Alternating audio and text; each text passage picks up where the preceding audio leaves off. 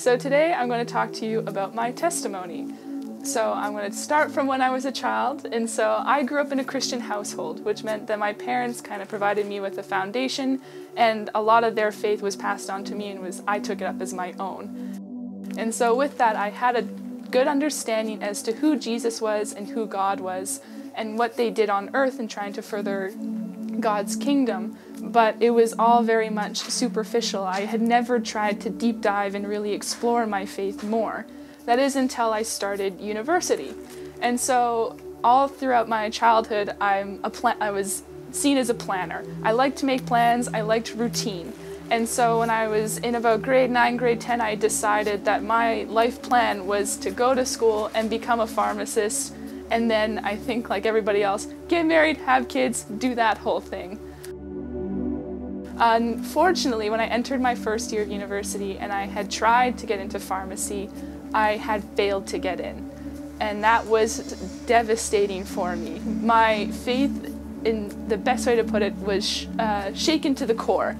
I had thought, God, I had this plan of being a pharmacist. Why aren't you following me on this plan?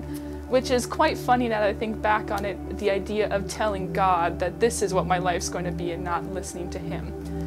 And so I took a bit of a nosedive in terms of like my faith spiritually and overall in my mental health. Because for me, I couldn't see past that one event. I couldn't see my life past being a pharmacist. I had these blinders on and I thought this was the only thing for me. And so it wasn't until I went to go and I decided to just try again. I thought might as well try and go into pharmacy again. But this time I took a very different approach after speaking with some friends and even a pastor of mine at church. I decided I'm going to take, as they say in the song, Jesus, take the wheel. I essentially took my hands off the wheel and said, God, take me where you want me to go. And through that, I had applied for pharmacy at U of A and at UBC and had chosen as a second option at UBC a completely different program, one that actually focuses on agriculture rather than pharmacy. And for some reason, I got into that second program of studying sustainability in agriculture.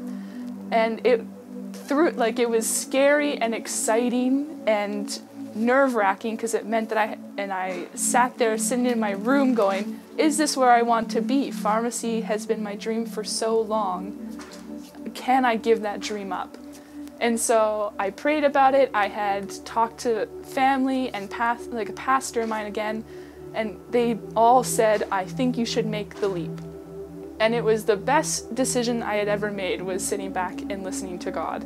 Because when I came to UBC, I was so blessed by finding the Navigators, such a wonderful community of Christians who are so fun and open and willing to talk about their faith and the pitfalls that they experience and the highs that they experience. And because of them, I started to learn what it meant to kind of play with my faith and to really deep dive and explore it.